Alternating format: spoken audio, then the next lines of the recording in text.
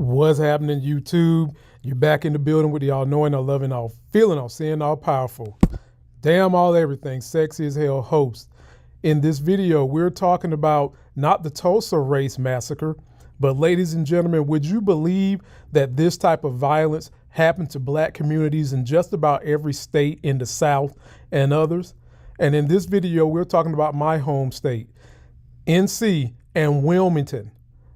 Anyone who's been to North Carolina, been to Wilmington, know that that city is beautiful, it's by water, and it is a very, very huge, thriving community.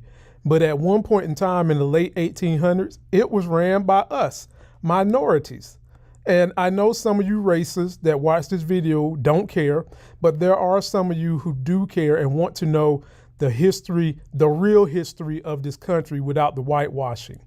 This is one that you don't see in the history books. Hell, you don't even see Tulsa. And it reminds you of what happened on January the 6th. And during the time when this happened, we also had a president in office who didn't want to do anything about these massacres. At the time, McKinley was president, and during the time, he wanted the race violence to go down, but didn't want to do anything to stop it. And despite his position, he just went on and let it go. So in this video, I break down what happened. Don't forget to like the video, comment, subscribe, download the podcast. Let's go. I'm up early for the dealers come out. Everybody is outside till the killers come out. You ain't eating, you just act full. I'm impactful. Dozen funerals in a month. I got that full. I will give it to niggas in all rap forms. Ignatius out right now on all platforms. Wilmington, North Carolina, in the late 19th century was a beacon of black achievement. Black residents thrived building businesses and pursuing education. They held positions of influence and served their community with pride. However, this progress was not universally celebrated. White supremacy viewed black success with fear and resentment. This resentment set the stage for a brutal backlash in 1898. In the years leading up to 1898, a political force emerged in North Carolina that threatened to upend the established racial order. This force was the Fusionist movement, a coalition of black Republicans and white populists united by a common goal to challenge the Democratic Party's stranglehold on power. The Fusionists championed policies that addressed the needs of farmers, both black and white, and advocated for increased black political participation.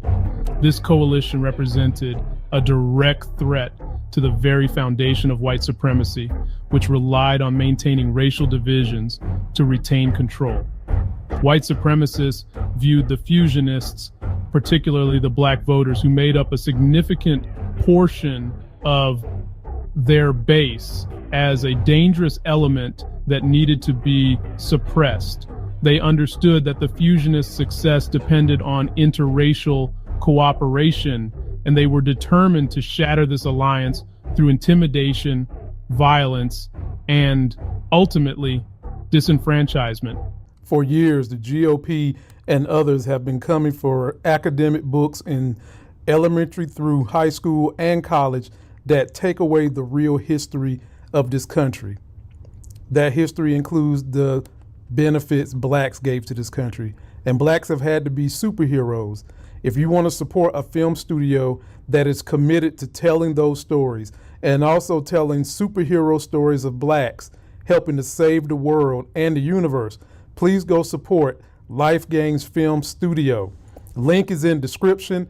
And if you want to get an executive summary of what we're trying to do, all you got to do is shoot me an email. Make a donation without delay. The Fusionist movement's platform, which included support for public education, economic reform, and voting rights, resonated with black residents eager for a political system that recognized their humanity and rights. Their electoral success in 1894 and 1896, resulting in the election of a Republican governor and a biracial legislature, sent shockwaves through the state.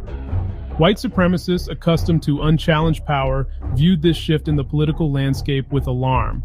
They recognized the potential for a more equitable society, one where their dominance was no longer guaranteed, and they were prepared to use any means necessary to prevent it. In the tense atmosphere of 1898 Wilmington, A single editorial would become the catalyst for the violence to come. Alexander Manly, the editor of the Wilmington Daily Record, one of the few black-owned newspapers in the country, published an editorial that directly challenged the racist rhetoric of the time. Manly's editorial, published on August 18, 1898, dared to call out the hypocrisy of white Southern womanhood, a sacred cow of white supremacy. Manly's editorial, while factually accurate, ignited a firestorm of outrage among white supremacists. They seized upon it as evidence of black insolence and aggression, using it to justify their pre-existing plans for violence. The editorial became a rallying cry for white supremacists who used it to incite fear and anger among white citizens. They painted a picture of a black community intent on usurping white power and threatening the sanctity of white womanhood. The morning of November 10, 1898, dawned with an eerie silence, but soon that silence was shattered by the sounds of gunfire and chaos. White supremacists, armed and organized, descended upon the streets of Wilmington. They targeted black-owned business, homes, and churches, leaving destruction in their wake. Panic ensued as families fled for their lives, seeking refuge wherever they could find it. The violence was ruthless, indiscriminate, and calculated. By the end of the day, dozens of black residents lay dead, their lives brutally cut short. The terror inflicted that day would leave scars that would last for generations. In the wake of the massacre, the white supremacists executed a coup d'etat, overthrowing the legitimately elected biracial government of Wilmington. Black leaders were forced to resign at gunpoint, and many were driven out of the city altogether. The new regime swiftly enacted laws to disenfranchise black citizens, ensuring their political power would be permanently diminished. The aftermath of the coup was devastating.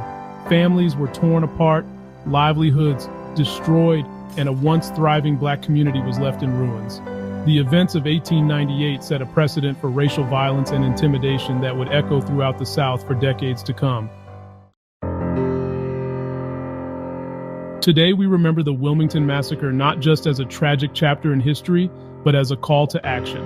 The fight for justice and equality continues, inspired by the resilience and courage of those who came before us. The stories of the victims and survivors remind us of the importance of standing against hate and oppression in all its forms. As we honor their legacy, we recommit ourselves to building a society where such atrocities can never happen again.